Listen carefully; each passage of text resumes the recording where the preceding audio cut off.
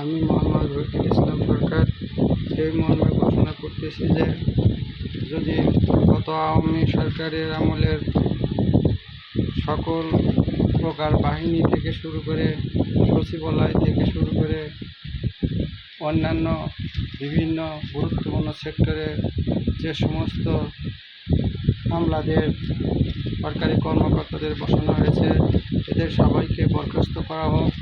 যদি এদের সবাইকে বরখাস্ত করা না হয়, আমি এই তত্ত্বাবধায়ক সরকার অন্তর্বর্তীকালীন সরকারকে সাবধান করে দিচ্ছি, এদেশের মানুষ দীর্ঘ 15 বছর ধরে যুগের পর যুগ আন্দোলন করে আন্দোলনের স্পিরিট সৃষ্টি করেছে। সেই স্পিরিটকে সামনে রেখেই আবার তত্ত্বাবধায়ক সরকারের বা অন্তর্বর্তীকালীন সরকারের সৃষ্টি হয়েছে। ছাত্র আন্দোলন কিছু নয়, ছাত্র আন্দোলন এটা ছিল গণজাগরণের কারণে ছাত্র আন্দোলন সমন্বয়কারীদের আন্দোলন ফলপ্রসূ হয়েছে।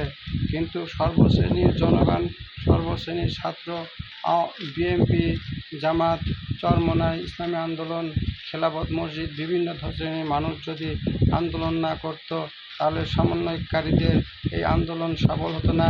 সমন্বয়কারীরা নিজেদেরকে একচেটিয়াভাবে এই জালেম পতনের দাবিদার মনে করলে এটা ভুল হবে। অতি দ্রুত রাজনৈতিক দলের সাথে পরামর্শ করে যদি আওয়ামী লীগ সরকারের বিভিন্ন সেক্টরে নিয়োজিত কর্মকর্তাদের যদি বরখাস্ত না করা হয় তাহলে আবারও নতুন করে গণজাগরণ সৃষ্টি হবে। আমরা আবার নতুন করে আন্দোলন শুরু করব এবং এই জালেম সরকার, আওয়ামী সরকারের নিয়োগপ্রাপ্ত সকল কর্মকর্তাদেরকে হটিয়ে ছাড়ব। এমনকি এই তত্ত্বাবধায়ক অন্তর্বর্তীকালীন সরকারও ধ্বংস হয়ে যেতে পারে।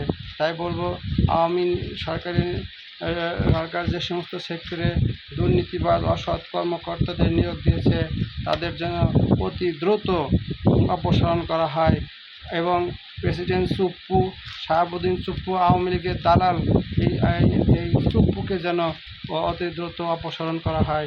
আমি এখানেই শেষ করলাম। আসসালামু আলাইকুম ওয়া রাহমাতুল্লাহ।